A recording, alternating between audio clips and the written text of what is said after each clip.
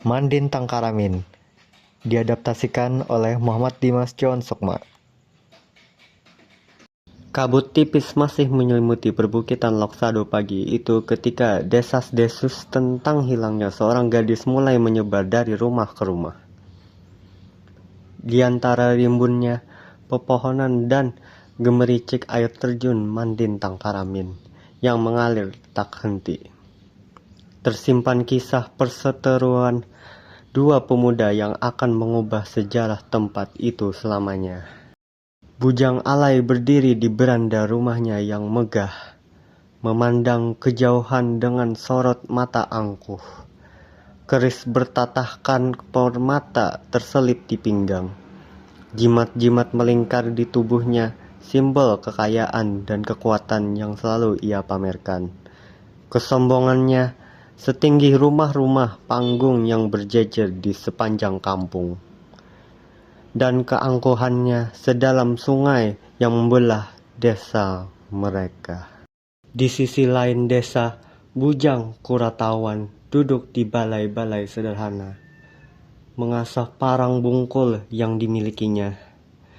Wajahnya yang biasa-biasa aja menyiratkan kebijaksanaan, dan tangannya yang kepalan menunjukkan kerja keras. Hal yang membuatnya dihormati penduduk desa. "Gadis itu ada padaku!" teriakan Bujang Alai, memecah keheningan pagi, mengejut warga yang sedang sibuk mencari. "Siapa berani mengambilnya? Hadapi dulu keris pusakaku!" Tantangan itu bertuju pada satu orang. Bujang Kuratawan menghela nafas panjang, mengencangkan ikatan parang bungkul di pinggangnya. Ia tahu, cepat atau lambat, harus ada yang menghentikan kelakuan Bujang Alai. "Lepaskan gadis itu dan kembalikan pada orang tuanya," kata Bujang Kuratawan tegas. Suaranya tenang namun mengandung ketegasan yang tak terbantahkan. Senyum sinis tersunging di bibir Bujang Alai. "Kalahkan aku dulu." Pertarungan yang terjadi sore itu hanyalah pemulaan. Detingan logam beradu mengiringi matahari yang perlahan tenggelam, hingga kegelapan memaksa mereka menunda. Keesokan harinya, di air terjun Mandin Tangkaramin, takdir kedua pemuda itu akan ditentukan. Pagi masih temaram ketika keduanya tiba di air terjun. Bujang Alai dengan kerisnya yang tajam, Bujang Kuratawan dengan parang bungkulnya yang sengaja ditumpulkan.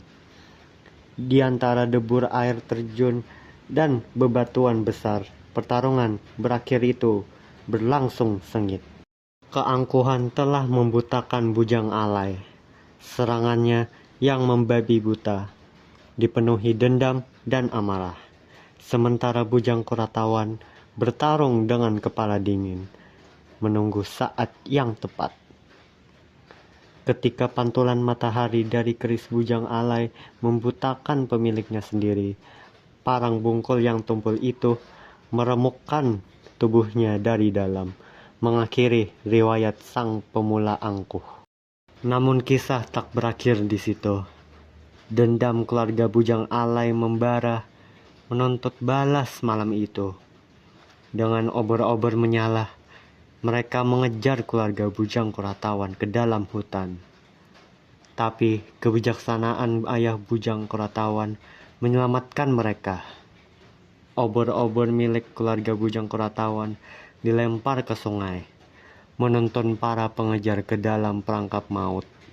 Keluarga Bujang Alai pun jatuh ke dasar sungai, dan mereka terhantam batu-batuan tajam di sungai hingga menumpahkan darah dan membuat air dan batu-batuan di sana berwarna merah. Hingga kini masih ada sebongkah batu besar berwarna merah. Penduduk menyebutnya batu manggu masak.